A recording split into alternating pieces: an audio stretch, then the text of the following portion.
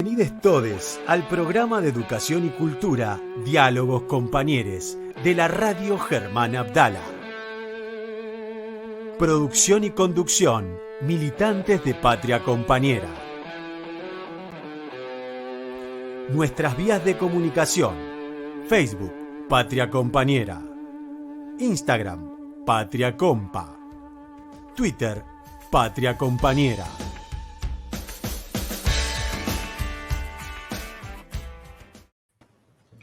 Muy buenas tardes, Armando. ¿Cómo estás? Muy bien, y vos, muy buenas tardes a toda la audiencia, de nuevo en contacto con nuestra programación y nuestros escuchas habituales. Buenísimo, gracias a quienes nos acompañan en la transmisión, tanto desde Facebook como desde el YouTube de la Radio Germán Abdala.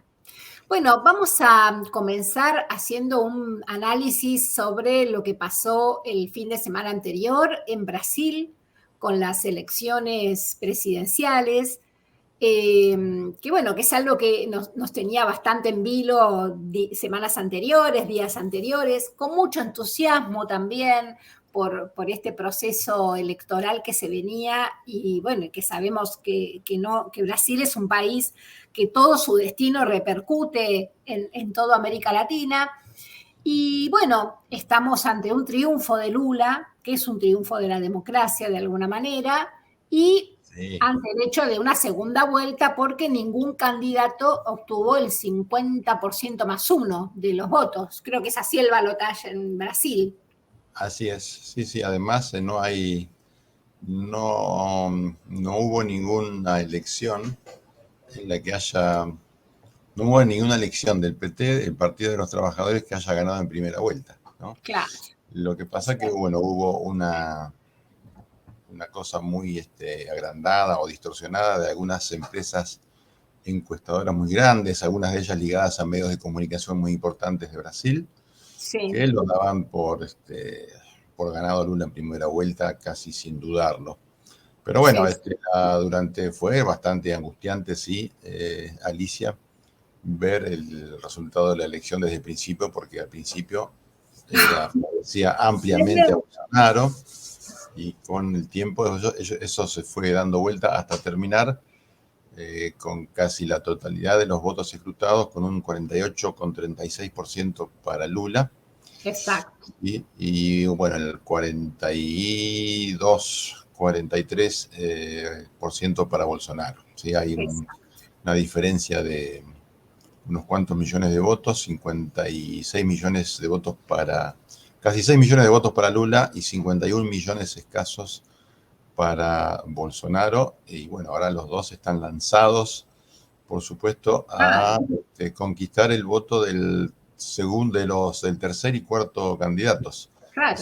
Una mujer, Simone Tebet, exactamente, del Movimiento Democrático Brasileño, y de Ciro Gómez. Ambos, entre los dos, tuvieron un 7,20% de porcentaje de votos, y esos son los que necesitan para ganar, además de los que no fueron a votar, que fue una cantidad importante de votantes, algo de así como 30 millones de personas que no fueron a votar, lo cual, nos da también un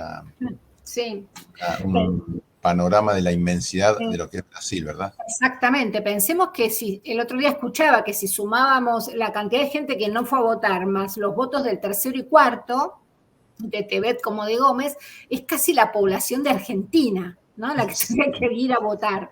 Digamos, siempre todo es desmesurado, ¿no? En Brasil, en su cantidad de habitantes, la cantidad de territorio, y un mapa muy localizado también, ¿no? Respecto a cómo el norte, que es el noreste de Brasil, que es el sector más empobrecido de Brasil, es el que apoyó mayoritariamente a Lula.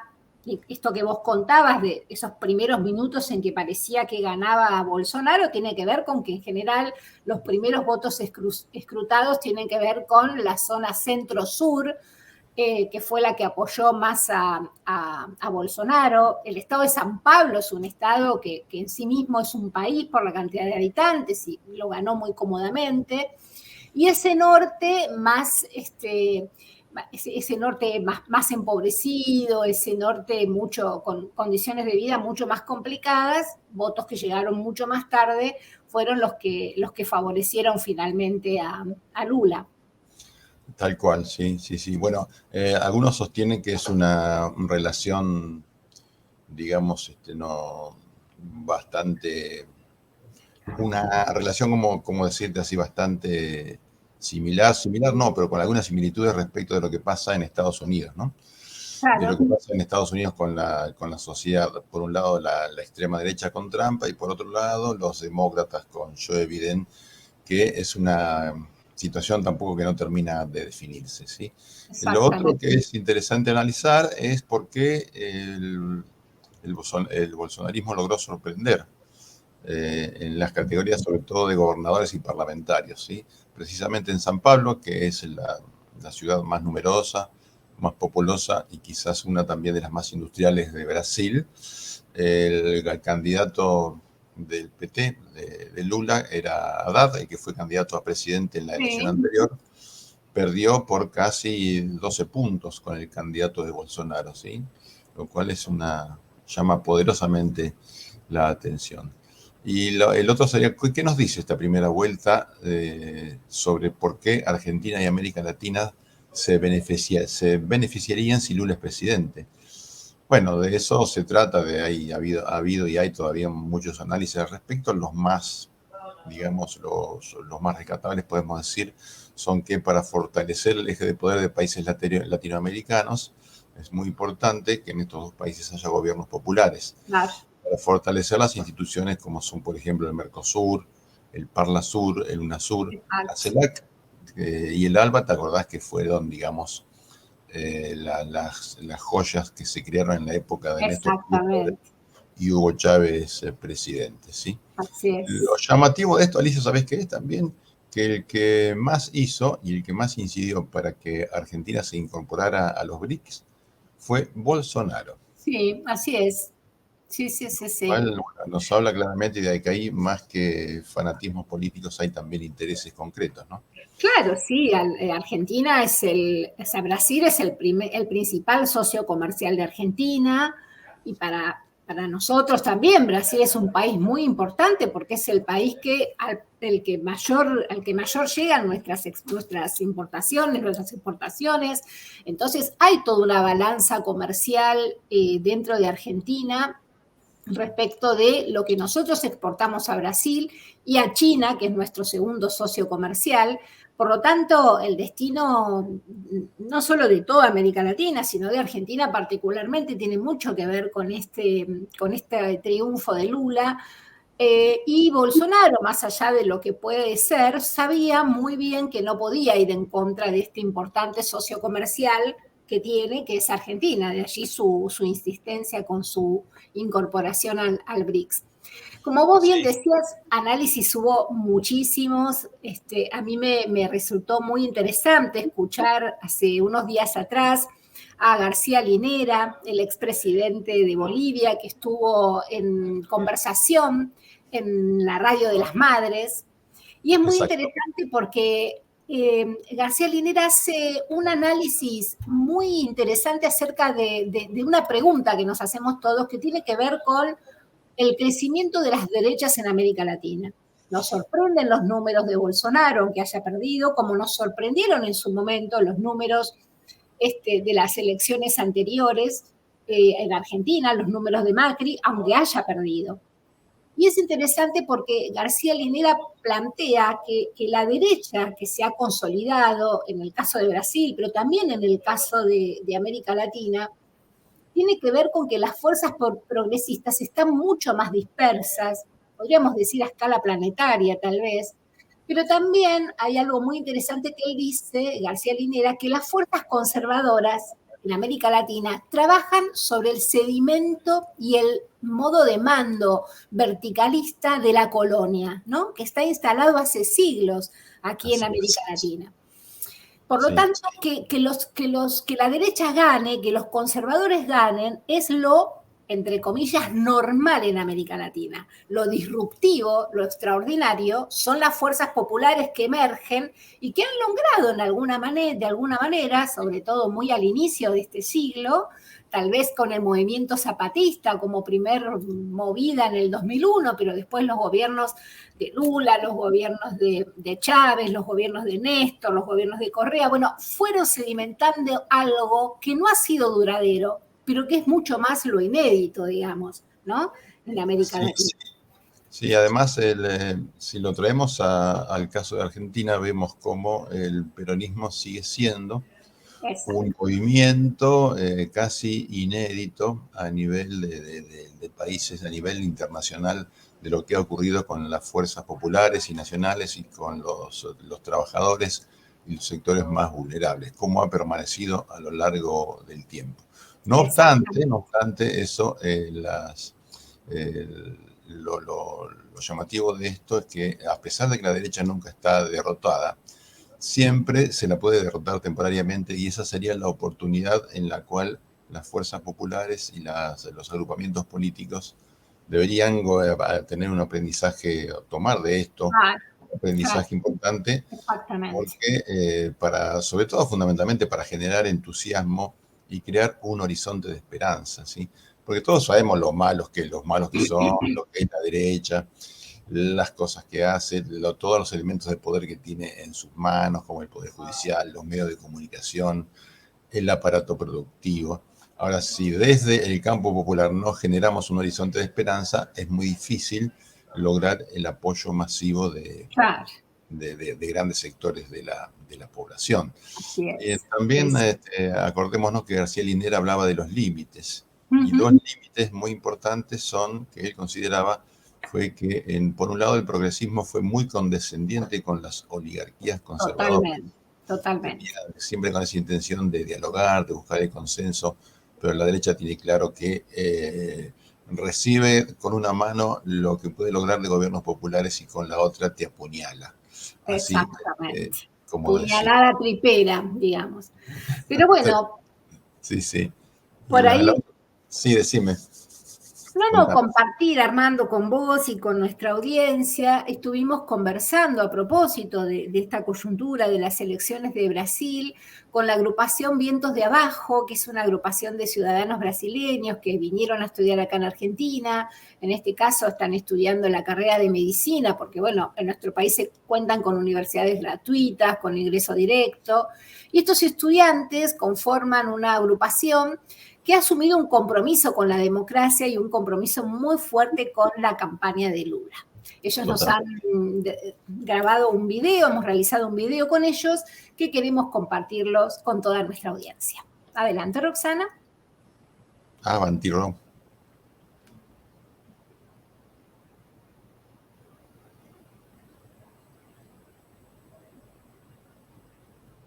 Puede fallar, acuérdense. Que las tecnologías juegan esta mala pasada. Probablemente... Bueno, mientras Susana prepara el video, si es que lo logra, seguimos avanzando con... Exactamente. Si lo logramos poner, volvemos a este video. Si no, seguramente nunca va a faltar oportunidad para compartirlo.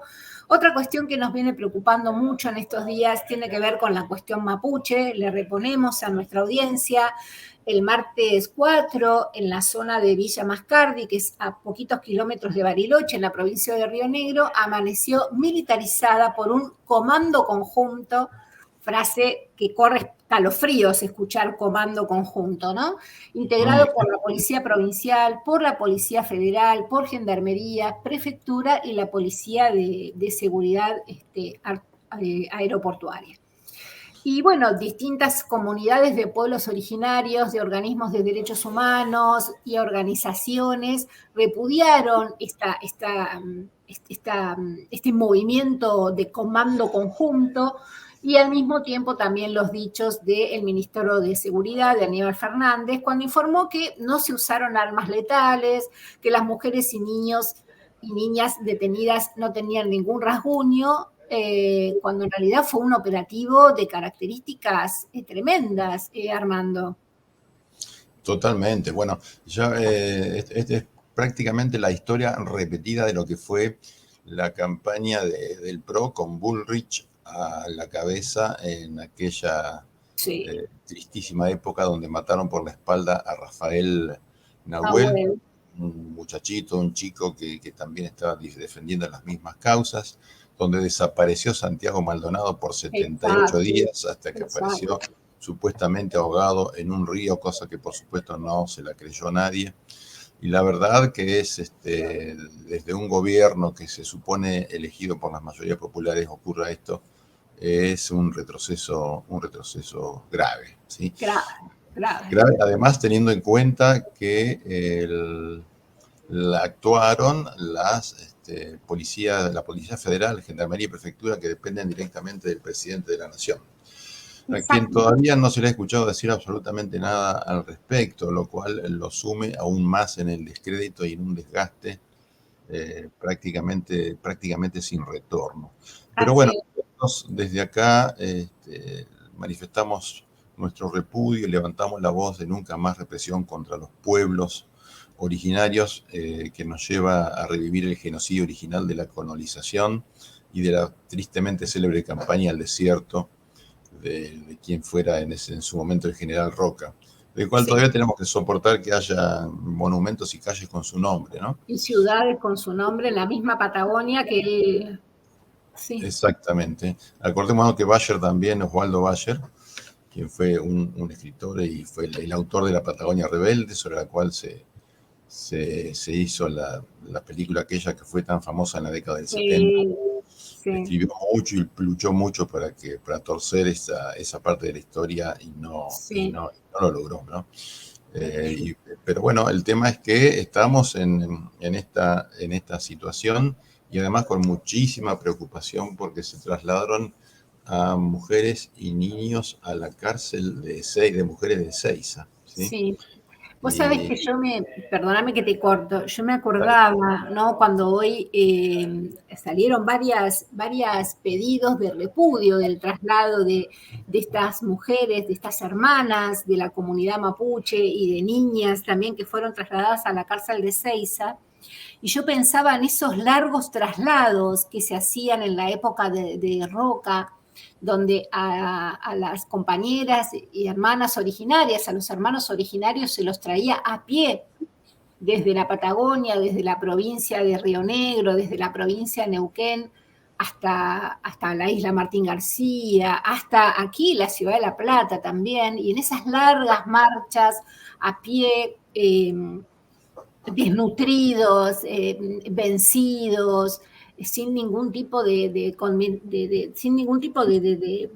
lástima, de empatía de parte de estos asesinos genocidas, marchaban hacia la provincia de Buenos Aires. Yo pensaba, ¿no? Está bien, las condiciones de traslado seguramente han sido otras, pero siempre el destino del destierro, ¿no? De los pueblos originarios. Exacto. El desarraigo.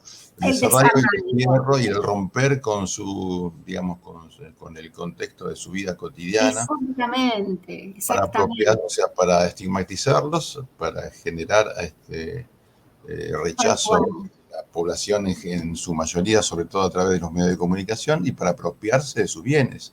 Y para apropiarse de sus tierras, ¿no? Que además es una constante en toda Latinoamérica. Bueno, también lo fue en Norteamérica, por supuesto, cuando fue el genocidio de los pueblos originarios en Norteamérica en la época de la conquista de esas tierras por parte de los estadounidenses y de los que no casualmente provenían de Gran Bretaña, ¿no?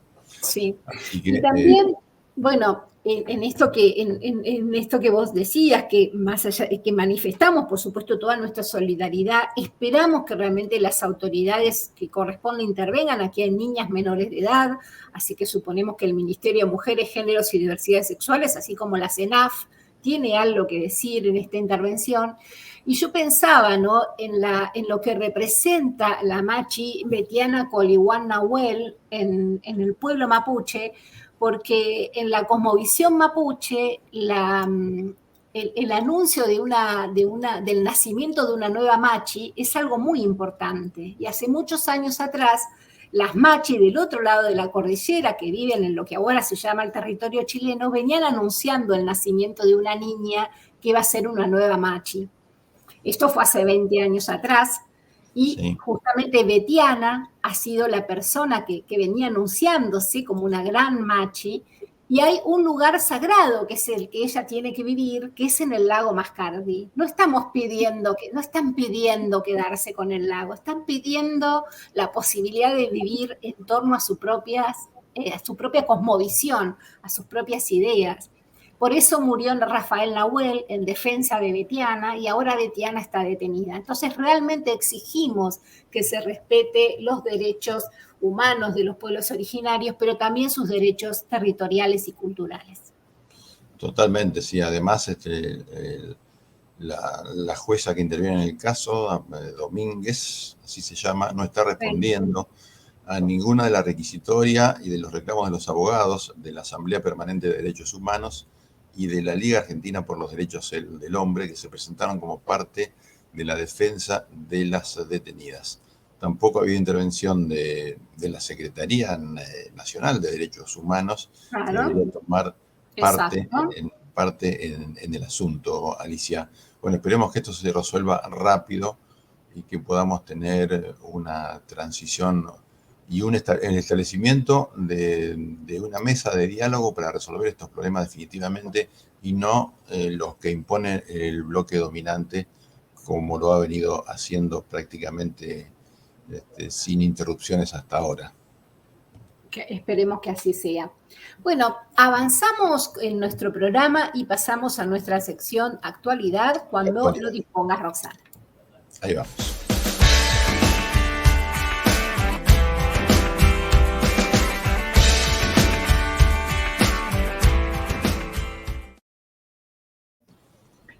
Bueno, y una cuestión donde desgraciadamente seguimos por la ruta de las situaciones de violencia, de represión en nuestro país, ¿no? Queremos comentar un poco con ustedes la situación de las tomas de las escuelas en la ciudad de Buenos Aires, la respuesta de Larreta, el intendente de la ciudad, y también la posición de los medios hegemónicos frente a estas tomas que se vienen desarrollando ya hace varias semanas en la ciudad de Buenos Aires.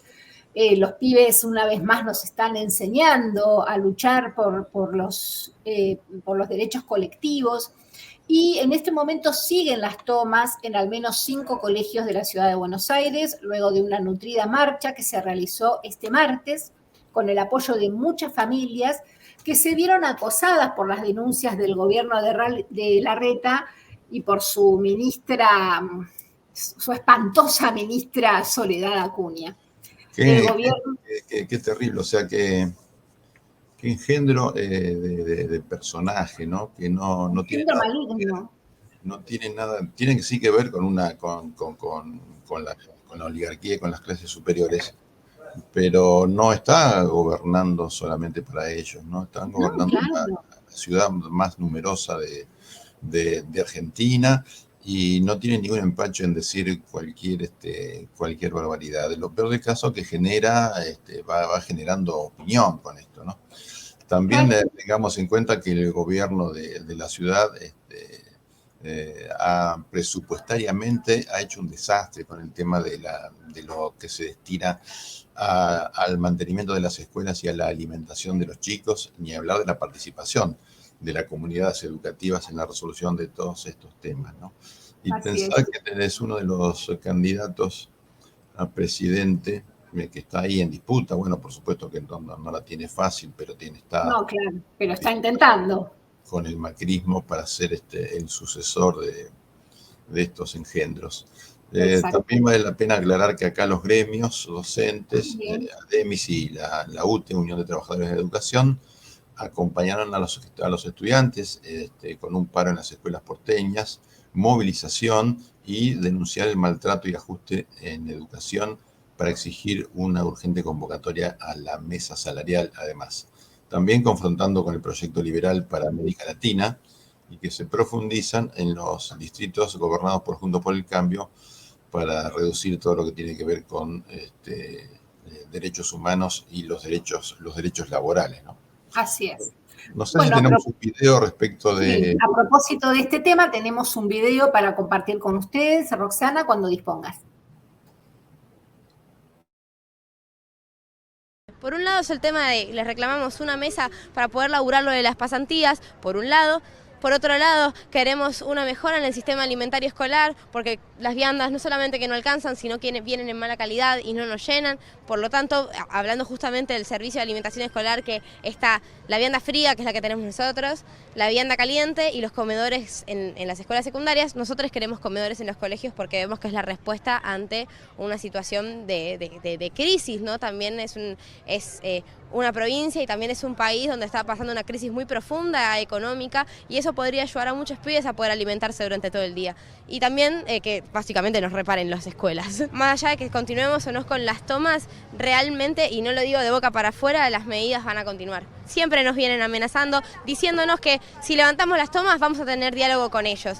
Y que encima es un diálogo paupérrimo, porque lo único que hacen es separarnos a dos pibitos que vayan al Ministerio de Educación a hablar de las realidades de sus escuelas y empezar a enfatizar, porque ya sabemos cómo es el paño, porque ya tuvimos este tipo de reuniones donde se quiere decir que todos nuestros reclamos no son culpa del ministerio, son culpa de la escuela. Claro, que se me caiga el techo o un pedazo de escombro no es problema de mi conducción, no es problema del Ministerio de Educación. O sea, es terrible, y lo único que hacen es separarnos a los pibes. Nosotros esas reuniones no nos sirven para nada, no les sirvieron a los pibes que las están teniendo, y lo único que quieren hacer es enfriar el conflicto estudiantil. En el Irurtia, por ejemplo, reparamos caballetes, reparamos bancos, pintamos las aulas de blanco que estaban de blanco, muraleamos porque es un colegio de bellas artes también. Entonces, cuidamos nuestra escuela, todos los días hacemos jornada de limpieza, hacemos jornada de talleres, entonces hacemos también lo que no hace el ministerio, y eso.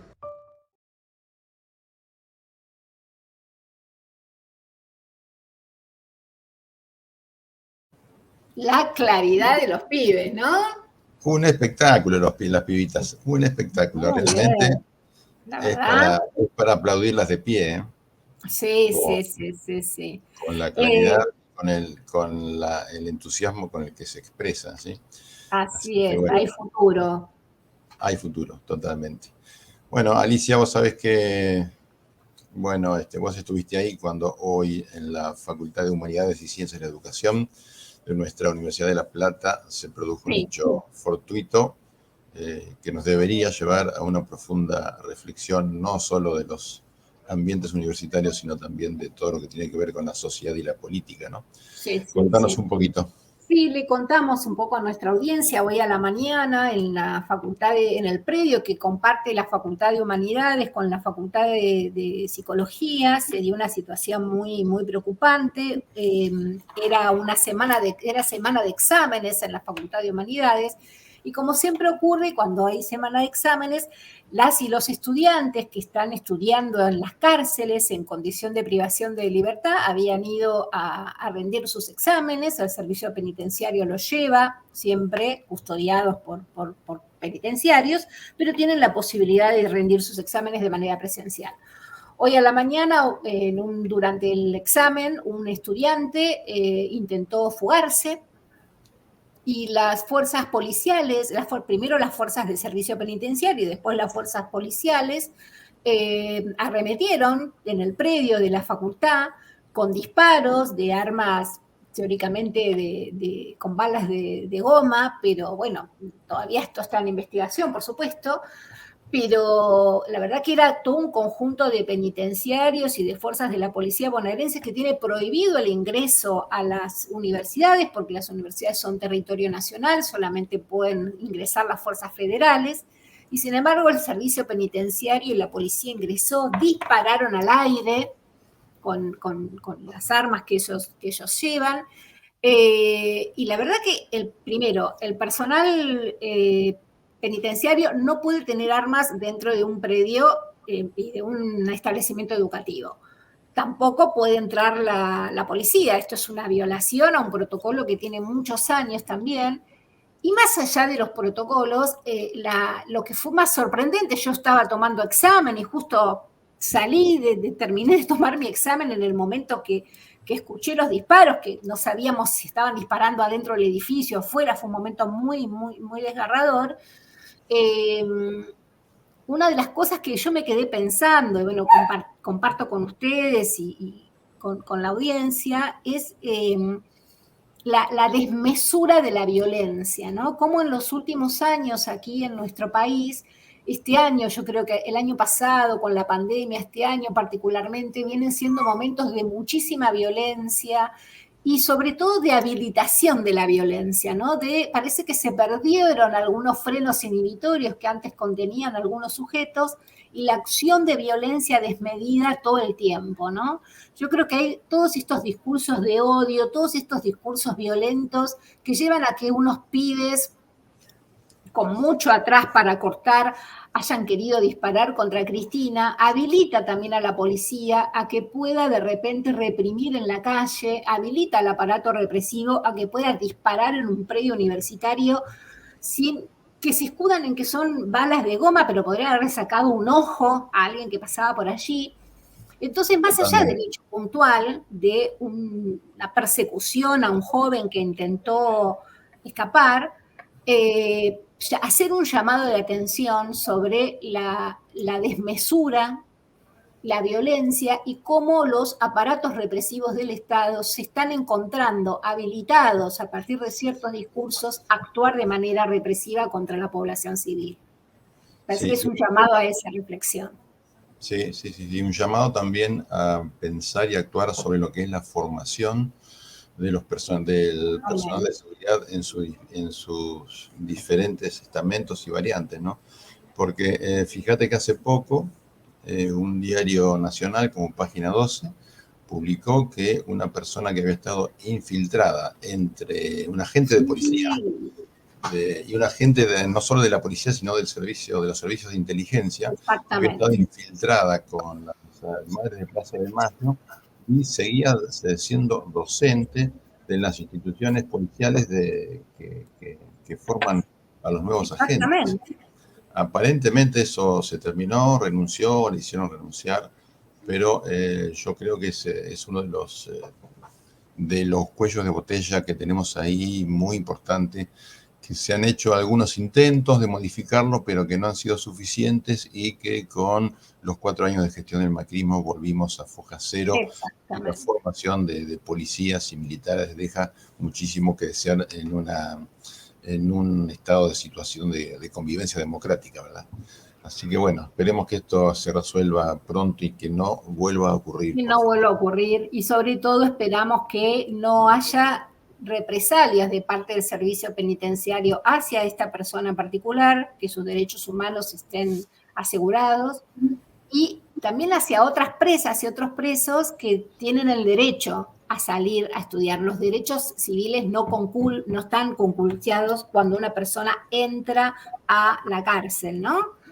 Sus derechos civiles siguen estando, lo que pierde es su libertad, pero no su estatus ciudadano. Así que esperemos que esto no signifique que le prohíban el día de mañana a otros chicos y chicas a seguir, porque son muy jovencitos, tienen 22, 23 años, 25 años, que no les prohíban seguir estudiando, que es casi de las pocas cosas que pueden hacer con cierta esperanza detrás de esos muros, ¿no? Exactamente, y lograr un cambio en su vida, digamos, y tener la oportunidad de poder reinsertarse en la sociedad. Así es. Bueno, Alicia, hasta acá llegamos con esta primera y segunda parte, ¿verdad? Así es. Y las noticias, y ahora vamos a pasar a la sección con nuestra entrevistada. Momento de entrevista en Diálogos Compañeros. Y hoy en nuestra entrevista vamos a tener las palabras de Silvia Almazán. Silvia es profesora para la enseñanza primaria, profesora en psicopedagogía, es secretaria general adjunta del Sindicato Unificado de Trabajadores de la Educación de Buenos Aires, de SUTEBA. Recientemente ha sido elegida prosecretaria de Educación de la CETERA y es directora del Instituto para el Desarrollo Económico y Social, IDESBA, de la CTA de la provincia de Buenos Aires. Compartimos esta hermosa entrevista. Muy bien, adelante.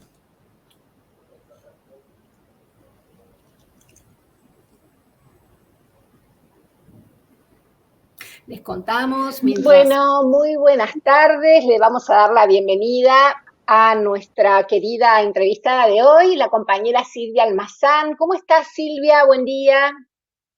Hola, buenos días. ¿Cómo les va? Hola, hola Gracias, gracias Silvia, por ¿cómo la estás? invitación. No, Gracias, al gracias. contrario, gracias a vos. Acá Gracias estamos. a vos.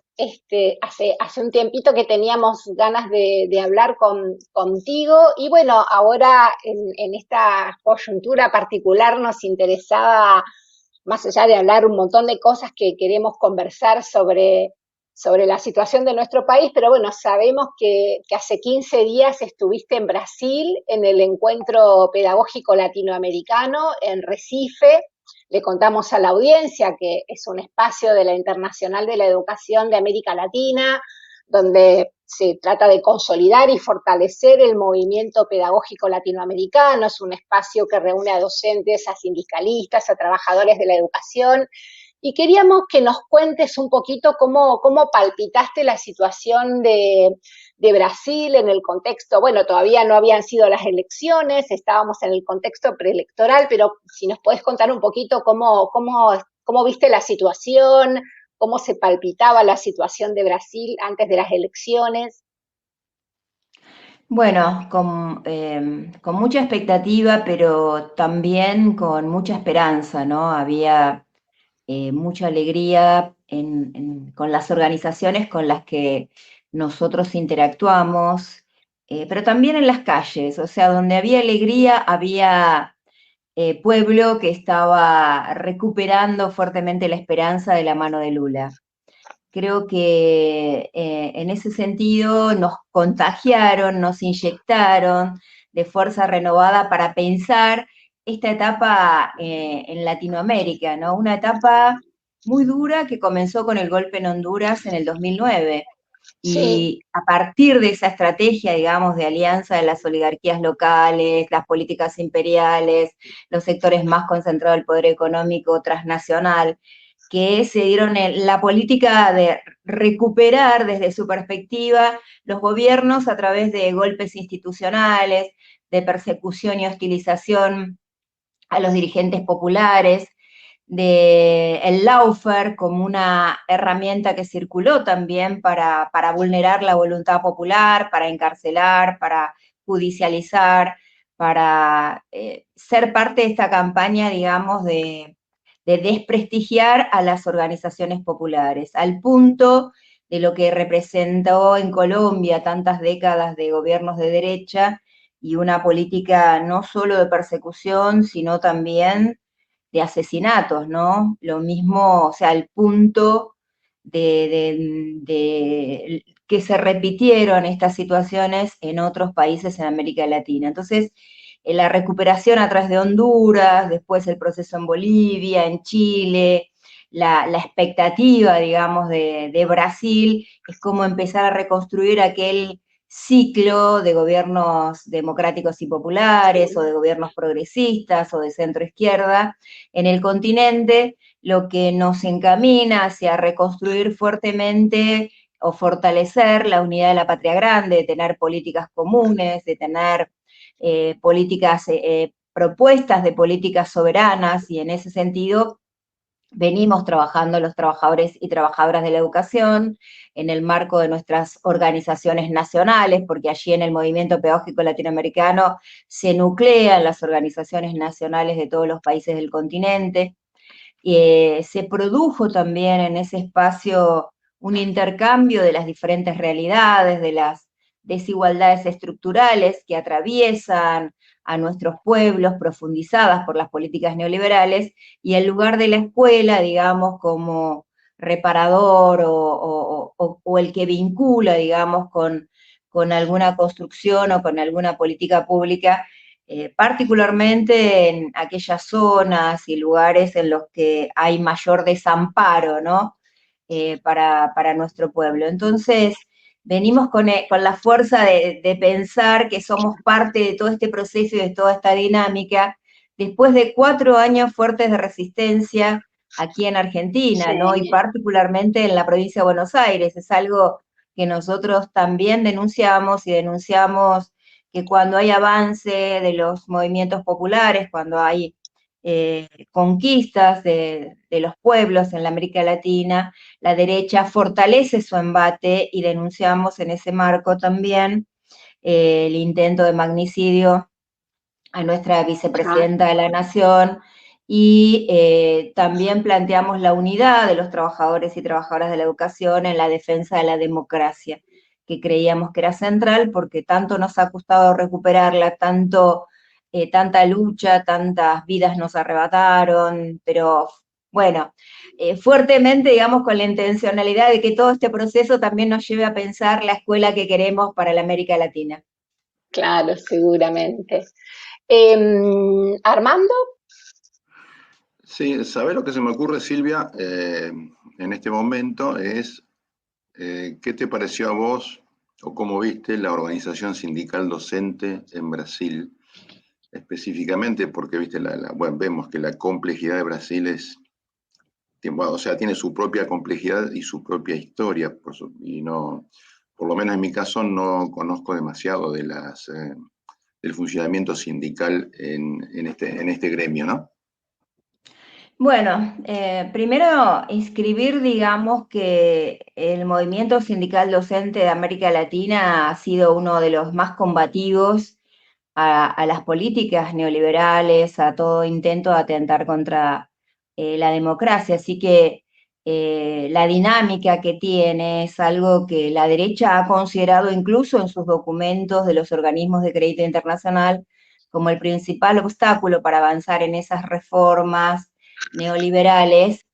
Tienen que ver con las organizaciones sindicales, las conquistas y estos diferentes iniciativas que se vinieron desarrollando. La CNT es una federación nacional como nuestra CETERA y nuclea. Nosotros estuvimos con varios de sus sindicatos escuchando las propuestas políticas, las luchas que desarrollan, y además están fuertemente atravesados por las concepciones, digamos, políticas y políticos pedagógicas de Paulo Freire, ¿no? De la educación popular. Es para ellos como un diálogo cotidiano hablar de la política y de la educación en ese sentido de emancipador, en traer siempre presente que educar es un acto de amor y es un acto político, de ese compromiso, digamos, que se expresa además por su pertenencia a una central tan importante como la CUT, esa identidad con la clase trabajadora, y a su vez de esa identidad con la clase trabajadora también siendo parte activa del PT. Varios de los dirigentes sindicales, en este caso, por ejemplo, quien fue presidente de la CNT, Eleno Araujo, era candidato a diputado estadual, o sería diputado provincial en nuestro caso, y una referencia muy importante para el movimiento sindical. Es decir, hay un compromiso, digamos, con el destino y con la historia de Brasil expresado en la organización federal de los trabajadores de la educación, ¿no? Varios de sus integrantes incluso son dirigentes, han sido elegidos representantes de la América Latina en la Internacional de la Educación, precisamente por esa referencia, ¿no? De una política muy activa, muy solidaria con todo el continente, pero además con políticas que han, a la par de Argentina y de otros países, han sido muy rupturistas con lo que era hace 2 décadas atrás la Internacional de la Educación, ¿no? Que hoy representa mucho más la política de América Latina, nuestras concepciones, en relación a aquello que rechazamos, por ejemplo, las evaluaciones estandarizadas o los procesos de mercantilización y privatización que se dan a nivel mundial. En eso es parte, una agenda activa de la Internacional de la Educación a partir de esta presencia de Brasil, pero también de Argentina, como miembros, digamos, activos en ese sentido de esa organización internacional, ¿no? Sí. Lo que digo es esto, ¿no? Esa vida comprometida que además nos ha permitido construir esta esperanza que se va a concretar, estamos seguros, el 30 de octubre, ¿no? Que Lula sea presidente, es como esa cuando uno ve la dimensión de los votantes, ¿no? Hablar de casi 200 millones de personas, hablar que lo que está pendiente de votar, o ese 20% que no votó, son 40 millones, digamos, es un país, es nuestro país, que todavía está ahí en disputa y a trabajar, que la diferencia fueron 6 millones, que es la primera vez que pierde un presidente una elección, porque hay que ubicarse en que perdió, digamos, la elección. Así que, por lo tanto, nosotros tenemos que seguir fuertemente activando desde Argentina nuestro compromiso con la recuperación a través de Lula, digamos, de una otra política en el continente, ¿no? Argentina necesita de ese proceso y la América Latina también necesita de Lula presidente, con lo que esto simbólica y políticamente representa, ¿no? Sí, sí, creo que para las derechas latinoamericanas, que bueno, que también se le está dando su pelea desde aquí, desde Chile, pienso el proceso de Petro en Colombia, pero bueno, Brasil y la figura de Lula es, como vos decís, tiene un efecto simbólico muy, muy singular.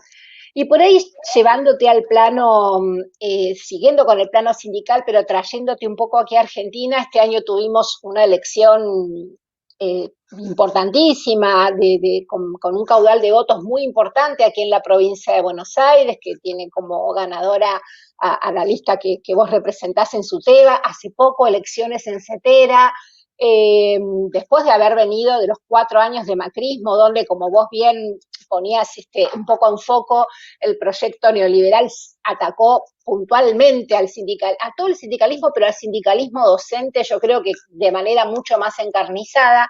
¿Cómo estamos ahora en el panorama nacional y provincial en nuestros sindicatos, en CETERA, en SUTEBA, particularmente en la provincia? Bueno, digamos que las elecciones fortalecieron a la unidad de los trabajadores y trabajadoras de la educación de la provincia de Buenos Aires y también a nivel nacional.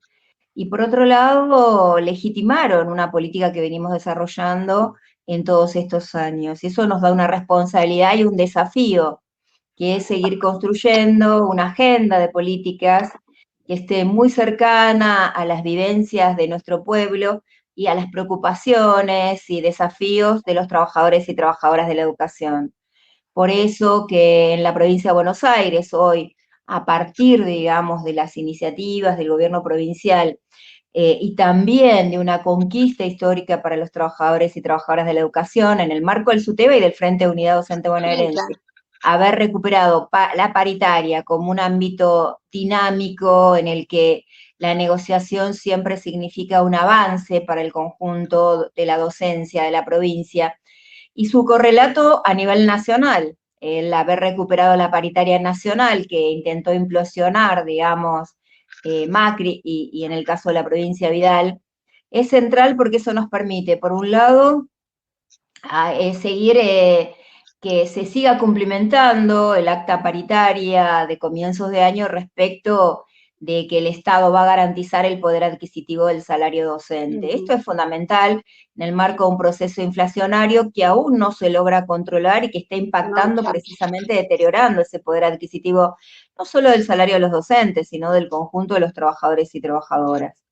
Es muy importante, vuelvo a decir, el cumplimiento de ese acta acuerdo paritario. Hemos tenido un aumento y una actualización en septiembre, y hemos tenido ya una reunión con el ministro de Trabajo para plantear una nueva convocatoria a la Comisión Técnica Salarial para evaluar el impacto de la inflación en septiembre y que haya un aumento en el mes de octubre y un análisis del último trimestre del año, siempre con esta cláusula de revisión y de actualización, que es lo que permite que el salario docente de la provincia siempre esté por arriba de la inflación. Eso es fundamental. Y una agenda, digamos, y a esta agenda sumamos 2 pedidos de reuniones más, junto con el FUD, una a la Dirección General de Escuelas con cuestiones laborales que están pendientes, las titularizaciones, situaciones de licencia, es decir, derechos laborales concretos que también dificultan la tarea docente. Y la tercera, es una agenda que está pendiente, como, bueno, olvidé decir, el acuerdo paritario por licencias parentales. Claro. Esto es un avance en la demanda de los movimientos, del movimiento de mujeres, pero también es un avance concretado en normativa en los trabajadores y trabajadoras estatales, está pendiente, digamos, de firma para los docentes. Y el otro tema, digamos, que atraviesa fuertemente las realidades de las escuelas y nuestra presencia territorial en toda la provincia de Buenos Aires, es cómo se manifiesta el conflicto social con diferentes expresiones y formatos de lo que denominaríamos violencias. Y esa es una preocupación de post-pandemia, ¿no? La escuela y la vida y la realidad social post-pandemia, que requiere desde nuestra consideración una intervención interdisciplinaria de diferentes organismos de la provincia de Buenos Aires. La escuela puede y viene realizando muchas iniciativas y acciones, pero al ser un problema social, epocal, que no solo pasa en la provincia de Buenos Aires, en Argentina, también lo vemos a nivel mundial, requiere de una mirada de distintos ministerios, por eso estamos planteando la conformación de una interministerial provincial, con que la integren la Dirección General de Escuelas, el Ministerio de Trabajo, el Ministerio de Géneros, el Ministerio de Salud, los organismos que tienen que ver con los derechos de los niños y los adolescentes, Ministerio de Seguridad, el Ministerio de Justicia, creo no olvidarme de ninguno, pero y esa misma, digamos, mirada amplificada de la realidad social, prismática, podríamos decir, también lo estamos planteando a nivel distrital para que se conformen comisiones intersectoriales con estas mismas representaciones en cada uno de los distritos de la provincia de Buenos Aires y podamos mirar conjuntamente estas nuevas realidades y ver cómo fortalecer que las escuelas siguen trabajando para hacer espacios de paz, espacios de cuidado, espacios de aprendizaje, espacios de alegría y de vida para nuestros pibes y nuestras pibas.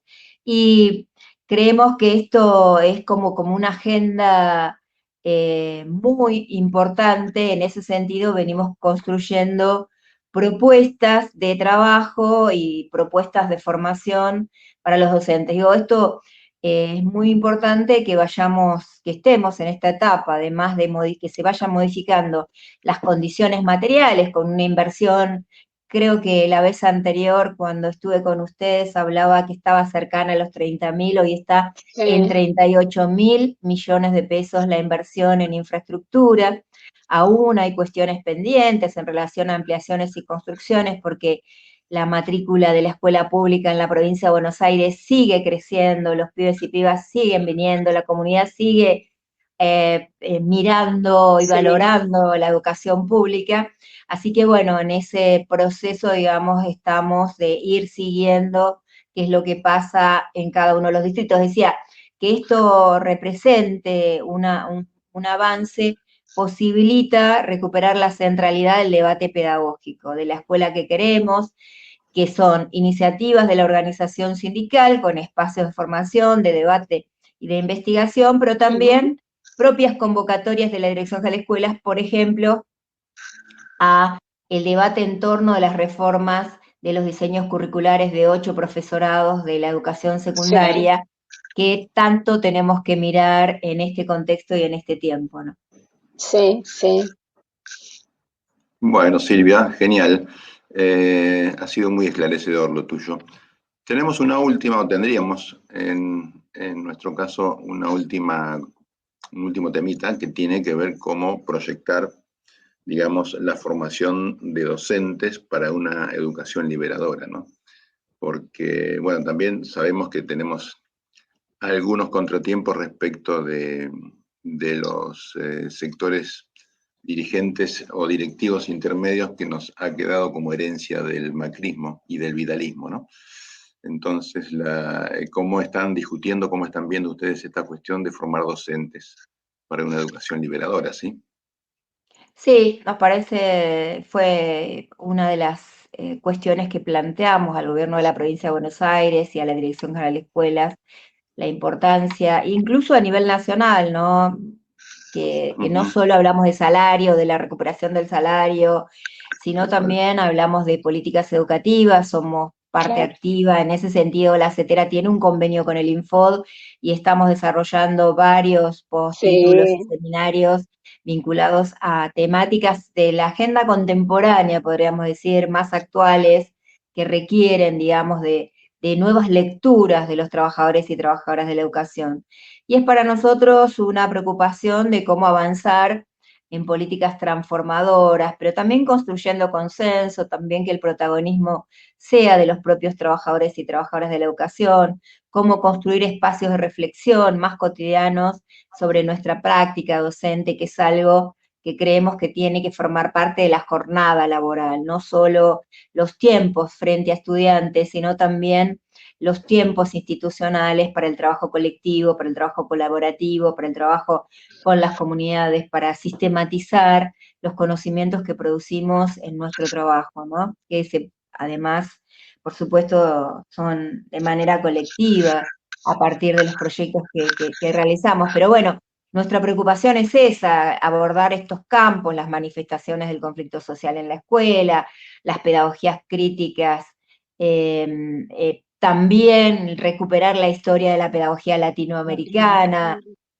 cómo mirar desde nuestra identidad y nuestra historia, inscribir la historia también de políticas transformadoras que se produjeron en la Argentina, cómo abordar la ESI, por ejemplo, que requiere aún más de estrategias institucionales en las escuelas de todo el país, cómo pensar las realidades. Yo ahora voy a estar acompañando a Miguel Dualde en la Secretaría de Educación, en la Prosecretaría de Educación de CETERA. Por lo tanto, para nosotros estuve en Salta y pensar las escuelas de frontera, las escuelas que están en los distintos contextos, las escuelas que trabajan con comunidades originarias, con comunidades migrantes, con comunidades afrodescendientes que trabajan en los lugares, en los sectores populares, en los lugares más humildes y que requieren precisamente de pensar una nueva organización institucional, una nueva organización del trabajo, a la par del debate sobre los diseños curriculares, ¿no? Entonces decíamos, estos procesos de formación de estas nuevas realidades es lo que creemos que es muy importante que se produzca, tanto a nivel nacional como provincial, y con un foco muy particular en las conducciones institucionales y en las supervisiones de las instituciones educativas. Hay ahí una lectura que producir, de las un trabajo que hacer, de pensar las intervenciones, desde qué perspectivas y marcos teóricos, desde qué lecturas políticas también, porque requiere hoy más que nunca que cada trabajador y trabajadora de la educación además sea un adulto o adulta que tiene una mirada crítica sobre la realidad, un ciudadano y una ciudadana comprometida con la democracia, digamos, requiere esto que decía al comienzo tan freiriano: educar es un acto de amor y es un acto político, de compromiso político. No hay posibilidad de neutralidades en estos tiempos y en estos marcos y en estas realidades, ni de asepsias. La educación no es aséptica, está comprometida con la transformación de la realidad, y por lo tanto tenemos que tener conocimientos y lecturas compartidas, debatidas, para estas nuevas intervenciones que tenemos que hacer en las instituciones educativas, además con una realidad tan heterogénea en la provincia de Buenos Aires, ¿no? Que tenemos las escuelas de los conurbanos, de los interiores, de las islas, de las escuelas rurales, y bueno, entonces desde ese lugar creemos nosotros la importancia que la formación docente es constitutiva del trabajo docente. Por lo tanto, desde ese lugar es que nosotros seguimos planteando más políticas para el ejercicio de ese derecho, ¿no? El derecho a la formación continua, permanente, gratuita, garantizada para el Estado. En ese proceso estamos, y creo que seguimos nosotros construyendo herramientas, propuestas, digo, en el marco del SUTEBA, del Frente de Unidad Docente Bonaerense, pero también de la CETERA, ¿no? Sí. Silvia, la última en serio ahora.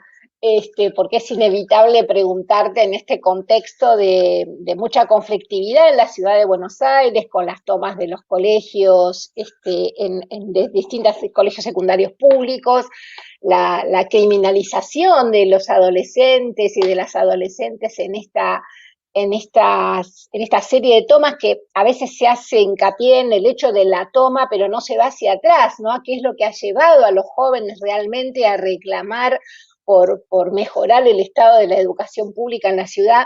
Preguntarte un poco como desde tu rol como sindicalista, pero también desde tu lugar como educadora, ¿no? ¿Cómo ves este conflicto? ¿Para dónde disparará?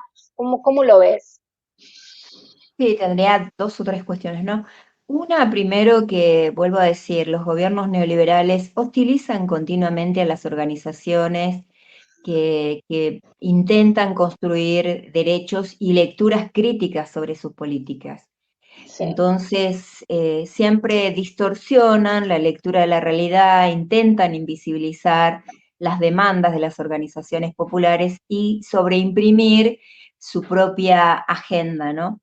Entonces, en este caso, por un lado, digamos, además, lo otro que nosotros tenemos que poder destacar y que tenemos que seguir trabajando con los adultos y adultas y adultes de nuestra sociedad es el derecho que tienen los adolescentes y jóvenes, que es un derecho de la Convención Internacional de Derechos del Niño. Son de ser considerados sujetos políticos, protagonistas también de la construcción de sus derechos, con el derecho a ejercer sus derechos. Y uno de los derechos en la Convención, si mal no recuerdo, en el artículo 13, es el derecho a peticionar, a organizarse, a demandar, a proponer. Creo que la contracara o la contrapartida en la provincia de Buenos Aires tiene que ver con la participación, la convocatoria a la participación de los estudiantes y las estudiantes de los institutos superiores a participar en el debate de la reforma a los diseños curriculares. Esto es parte histórica también en la provincia de Buenos Aires. La conformación ahora de un consejo provincial de participación para los estudiantes secundarios, era la contracara, en un lugar estaba criminalizándose la protesta social de los estudiantes, la persecución a la familia, en la policía, y por otro lado, del otro lado, digamos, de la General Paz, en la provincia de Buenos Aires, la construcción histórica de los estudiantes y de las estudiantes posibilita que en el marco de un gobierno que escucha y lee esa historia, se abran estos espacios institucionales de democratización de la educación. Claro. De un lado de la General Paz se invisibiliza una demanda sobre el servicio alimentario escolar. Yo escuchaba a un periodista que decía, ¿por qué en la secundaria tiene que haber viandas? Y decía, bueno, ni siquiera lo considera en relación a la jornada escolar, que puede ser una jornada extendida, completa, Exacto. como la de las escuelas técnicas o escuelas secundarias en la provincia que tienen jornada extendida, ni lo considera como un derecho que posibilita, digamos, también garantizar trayectorias educativas tan diferentes en el caso de la Ciudad de Buenos Aires, ni considera que dentro de esas demandas también está, en el caso de los estudiantes de los institutos terciarios, esta concepción de política de cierre de los institutos y de modificar la formación docente, ¿no? Muy inscripta en las políticas en el documento del año 2014 de políticas en relación a la formación de los docentes y a ese intento de formateo, digamos, de una nueva docencia más disciplinada con las concepciones neoliberales. Que estas políticas también están interpelando una desinversión constante que viene haciendo el gobierno de la Ciudad de Buenos Aires a lo largo de estos 10 años en los que son gobierno.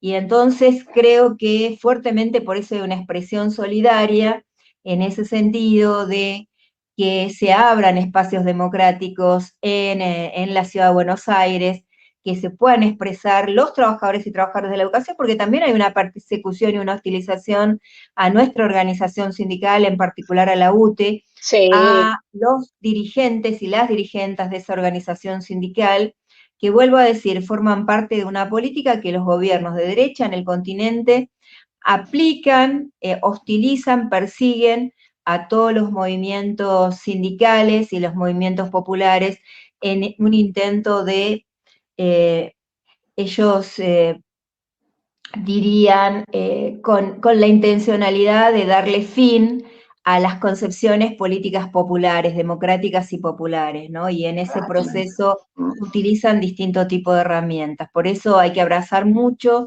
a nuestros estudiantes, nuestras estudiantes, porque en ellos está en este presente la construcción de los dirigentes, ¿no? De los presidentes, las presidentas, trabajadores, trabajadoras, Claro. ministros, ministras, ingenieras, ingenieros, no sé, está poner toda nuestra fuerza en anticipar el escenario de lo que este siglo XXI tiene que ser en la construcción de un mundo justo y solidario. Nada más ni nada menos que inscribo esa lucha en esa construcción, ¿no? Así es. Bueno, Silvio, como siempre, un placer escucharte. La verdad que nos dejas un montón de pistas para seguir pensando. Ya te convocaremos en alguna otra oportunidad, así que bueno, muchísimas gracias. Bueno, gracias, Silvia. Un abrazo grande y muchas gracias por este espacio. Un placer escucharte. Dale. Gracias. Hasta pronto. Bueno, una maravilla esta entrevista. Siempre escucharla a Silvia Almazán es como súper esclarecedor. Y además, bueno, la hicimos pasar por un montón de temas y que nos ha dejado conceptos muy importantes. Sí, además lo bien que hace escuchar a una compañera y una militante tan formada, ¿no? Sí, tal cual. Además de su trayectoria y su experiencia, digamos, que muchos la pueden tener, pero la formación que transmite es realmente llamativo y lo hace muy interesante. La verdad que es para reunirse con ella y charlar de un montón de cosas con muchísimo gusto. Y lo bien que viene también a los docentes, ¿no? Al sector docente, que tengan una referente de estas características, porque exactamente, ya sabemos cómo funciona el sistema de opresión, de represión y de desvalorización en nuestra sociedad. Exacto, estos son los representantes que necesitamos, ¿no? En este caso me parece que Silvia cumple con creces la representación de los docentes y bueno, y también lo que tiene que ver con la propia lucha cotidiana, ¿no? Porque si bien aquí en Provincia de Buenos Aires soplan otros aires, en Ciudad sabemos que el sindicato docente está fuertemente agredido por las políticas de Larreta, así que bueno, esperemos que estas cosas puedan revertirse el día de mañana. Bueno, vamos a pasar entonces a nuestra sector, iba a decir, a nuestra sección Varieté Cultural, y con ella viene nuestra queridísima amiga Cintia. Adelante con Cintia.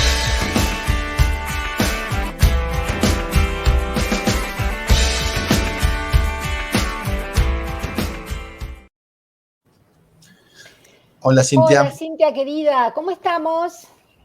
Muy bien, bueno, muy buenas noches, queridos compañeros, Armando, Alicia, todos nuestros oyentes que se encuentran siempre acompañando. Muy bien.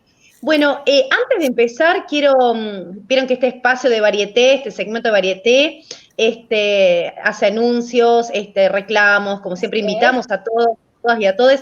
Así que bueno, hoy vamos a empezar mandándole un enorme saludo de cumpleaños a nuestra queridísima compañera y amiga Clara, que ayer estuvo cumpliendo años y muchos mensajes ha recibido, así que desde acá le mandamos un beso enorme a nuestra compañera. Bueno, hoy quiero contar que, bueno, hemos recibido una invitación a participar del encuentro mercante, el amanecer de una gran provincia, el día 14 de octubre, desde las 15 horas, en el auditorio del Archivo Histórico de la provincia de Buenos Aires, en el pasaje Dardo Rocha. Allí se va a hablar sobre la ley del legislador Cimini, educación preescolar en el gobierno de Domingo Mercante, y sobre las discusiones parlamentarias acerca del voto femenino en provincia de Buenos Aires. Y esta charla va a estar a cargo de nuestra queridísima compañera Vilma Sanz, así que bueno, quedan todos invitados, obviamente. Muy bueno. Sí. Bueno, por otro lado, ahora los quiero invitar a ver un video. El otro día con la compañera Rosana Obiaga, que forma parte de nuestra querida producción de Diálogos Compañeros, estuvimos entrevistando a unas compañeras brasileras que forman parte de una agrupación que se llama Viento de Abajo. Ellas son estudiantes de la Facultad de Medicina de la Universidad, de la Facultad de acá, de la Universidad de La Plata. Y bueno, ellas nos contaban acerca de las dificultades que tienen ellas para estudiar, por eso se han venido a la Argentina, toda la problemática, y son gran compañeras y apoyan obviamente la esperanza en Lula como próximo presidente. Así que bueno, Ro, cuando quieras podemos ver el video.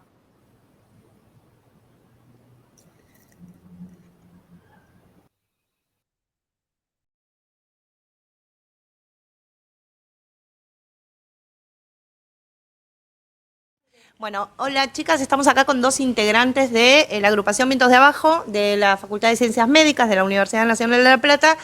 Les pedimos que se presenten. Yo soy Fernanda. Yo soy Karen. Bueno, y queríamos hacerle algunas preguntas por toda la coyuntura, ¿no? ¿Ustedes cómo vivieron o vivieron sus familias toda esta etapa neoliberal con la presidencia de Bolsonaro?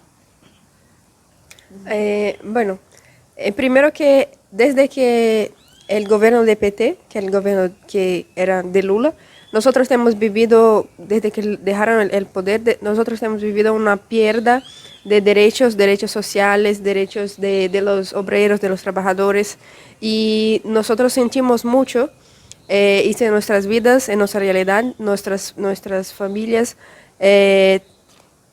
tenemos perdido en nuestros trabajos, en la educación de los niños, de los universitarios. Tenemos visto muchos recortes de los presupuestos destinados para las cuestiones sociales. Entonces, que todos los avances que teníamos vivido, que vimos, las personas más pobres entrando en universidades, pues personas próximas de nosotros mismos perdieron sus becas, sus empleos con toda las reformas trabajistas que estos gobiernos neoliberales hicieron, y esto tiene evidenciado una pérdida también en todos los campos, y vemos que la desigualdad social en Brasil creció de una forma muy grande en los últimos años.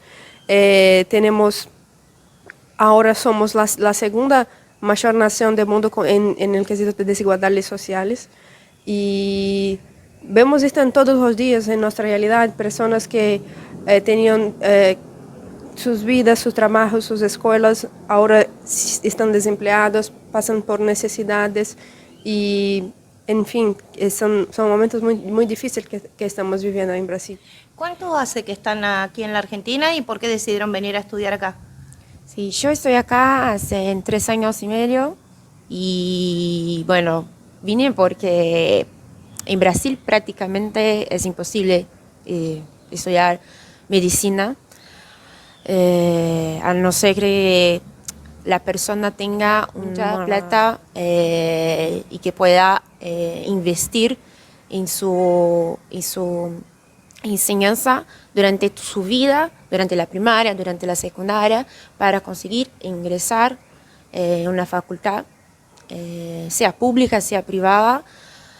La gente allá en Brasil tiene que como estudiar después que sale de la secundaria, estudian en media más o menos unos 5 años más, un cursinho para conseguir ingresar en una facultad, y sin la seguridad de que sí va a poder ingresar en una facultad. Entonces, y hay que poner ahí mucha plata, y hay que estudiar de forma integral y mucho, porque son muy pocos cupos que hay en las universidades, en el curso de medicina, de la carrera de medicina. Es más o menos por universidad, más o menos entre unos 50 a 100 cupos. Así que poquísimo y hay mucha concurrencia. ¿Cómo se dice? Y nada, y lo que pasamos es que es prácticamente imposible para nosotros estudiar, por eso que no hablo solo por mí, pero por todos y todos los brasileños que vienen a estudiar en Argentina, que vienen por eso, porque acá tenemos la oportunidad de seguir nuestro sueño, de ser médicas y médicos. Bueno, ¿y cómo atravesaron estos días la campaña de Lula acá en Argentina? ¿Qué acciones hicieron como agrupación? ¿Y qué significa el retorno de Lula para Brasil? Nada, yo creo que el retorno de Lula en Brasil, para la gente, para el pueblo, significa esperanza, y esperanza de poder estudiar, de tener una educación de calidad, trabajo de dignidad y, en fin, es esperanza de una vida mejor, de poder alcanzar sus sueños y poder comprar comida y tener desayuno, almuerzo, la cena en sus casas, sustentar su familia y nada. Y sabemos que en Brasil la mayoría de la familia tradicional brasileña es compuesta por una mujer y hijos. Sí, esa es la familia tradicional brasileña, entonces la mayoría de la familia está compuesta así y estas mujeres tienen mucha dificultad para vivir, para trabajar, para cuidar de sus hijos y nada, yo creo que con Lula hay esperanza para esas familias. Algo también que creo ser importante hablar al respecto de eso es que nosotros tenemos la esperanza de que con el retorno de Lula al gobierno, la población, los trabajadores tengan de vuelta su espacio para hablar, para crear políticas públicas, para que nos fue retirado, especialmente de las mujeres.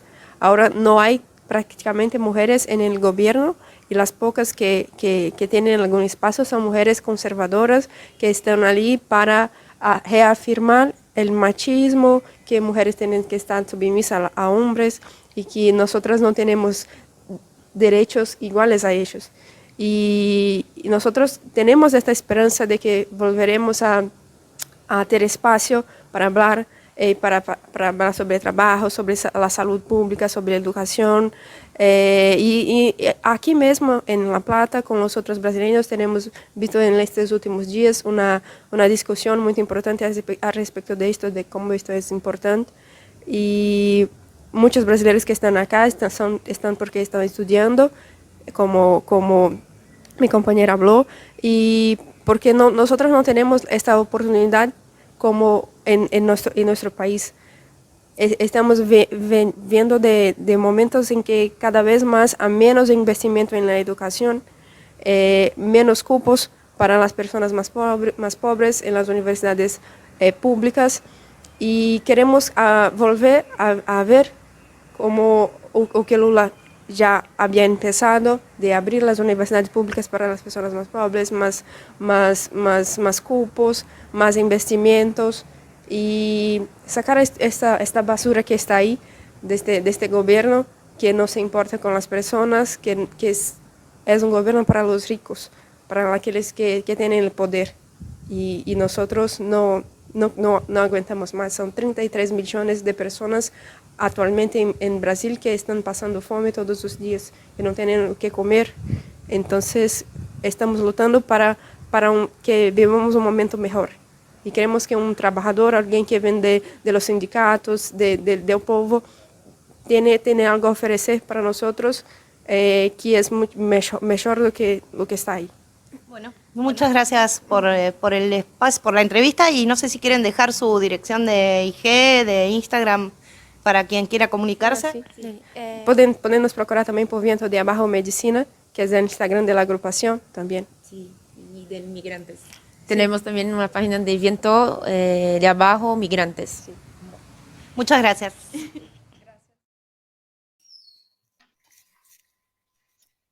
Bueno, por suerte pudimos ver el video, muy interesante, todo lo que han contado las compañeras, el esfuerzo, ¿no? Por estudiar aquí, por tener, bueno, cuando las posibilidades se te van cortando en tu propio país, ¿no?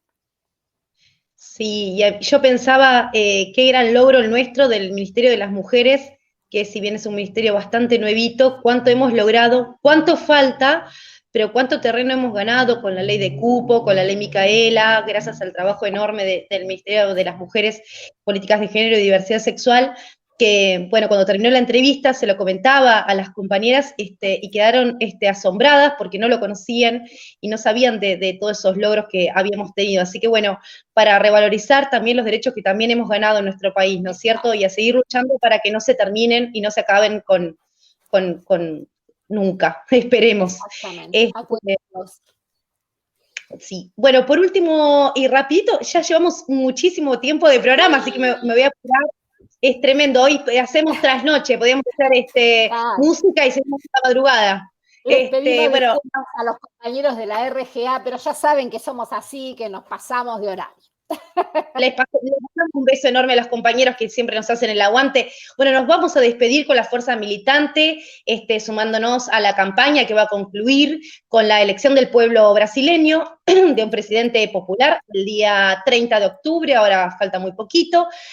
Hace unos días, previo a las elecciones generales de Brasil, el gobernador de la provincia de Buenos Aires, nuestro queridísimo Axel Kicillof, estuvo allí presente junto al comité de campaña por Lula. Se realizó en la Universidad Nacional de La Plata un acto de apoyo con las comunidades brasileñas que habitan nuestro suelo. Así que les invito a ver este video que hemos preparado con algunos pasajes del gobernador y algunas expresiones artísticas, como por ejemplo a cargo de nuestra queridísima compañera y ex ministra de Cultura, Teresa Parodi. Así que, Ro, cuando vos lo dispongas, lo vemos. Para fazer o bem para esse povo humilde. Meu querido Brasil, eu amo de paixão. A força do nosso povo é ele, que vem para fazer o povo voltar a sorrir. E volta, meu guerreiro, volta. Siquiera resultado de unas elecciones limpias. No fue el resultado solo de una estafa electoral, fue resultado de la persecución política y judicial sobre la entonces presidenta Dilma y luego sobre Lula candidato. Hoy todos sabemos que Lula es inocente, todos sabemos que fueron mentiras, inventos, patrañas televisadas, minoras, jueces. Esos métodos de persecución que intentan generar malestar, que intentan ensuciar a los dirigentes del campo popular, que intentan proscribir a los dirigentes del campo popular, esos mismos métodos que han aplicado en todo el continente es lo que hoy de nuevo intentan hacer con Cristina Fernández de Kirchner.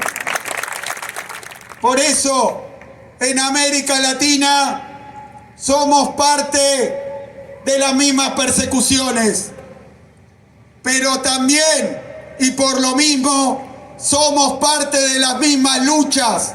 Tenemos los mismos objetivos, tenemos los mismos propósitos. La única respuesta que le podemos dar es la patria grande. La única respuesta que le podemos dar es Latinoamérica unida. La única respuesta que le podemos dar es una Latinoamérica del pueblo y para el pueblo. Por eso, compañeros, compañeras, fuerza Lula. Lula gana. ¡Vamos, Lula! O homem é bom, sabe trabalhar. Esta es la lucha, es esta, la suerte de los siglos. De un lado el jardinero, del otro el asesino. El hierro será hierro, pero el lirio es el lirio, el hierro será hierro, pero el lirio es el lirio. Voltará a sorrir e volta meu guerreiro. Muy bueno, impresionante ese día, por favor. Bueno, compañeros, yo me despido hasta la próxima. Como siempre les digo, les invitamos a participar de nuestro programa. Cuando tengan una convocatoria o algún tipo de reclamo, pueden acceder a nuestras redes y enviarnos, y desde aquí lo vamos a estar visualizando. Así que les dejo un beso y hasta la próxima. Muchísimas Cintia, hasta gracias, pronto, Cintia. nos vemos. Hasta la próxima. Bueno, y nos despedimos de este largo programa ómnibus, como se decía Una antes. última mención, Alicia, Encuentro Sí. Plurinacional de Mujeres en San Luis, Eso es lo que iba a decir, exactamente. este fin de semana. Adelante. Exactamente. Bueno, tenemos el 35 Encuentro Plurinacional de Mujeres Lesbianas, Travestis, Trans, Intersexuales, Bisexuales, No Binarias, como bien dice Armando, en la provincia de San Luis. Queremos desearle muchísima suerte a todas nuestras compañeras, nuestros compañeros que van a estar allí. Como siempre, basta de femicidios, basta de trata, basta de crímenes de odio. No estamos todas vivas, desendeudadas, empoderadas y gobernando. Nos queremos. Hasta el próximo jueves. Va a ser un gran encuentro. Hasta el próximo jueves. Y gracias.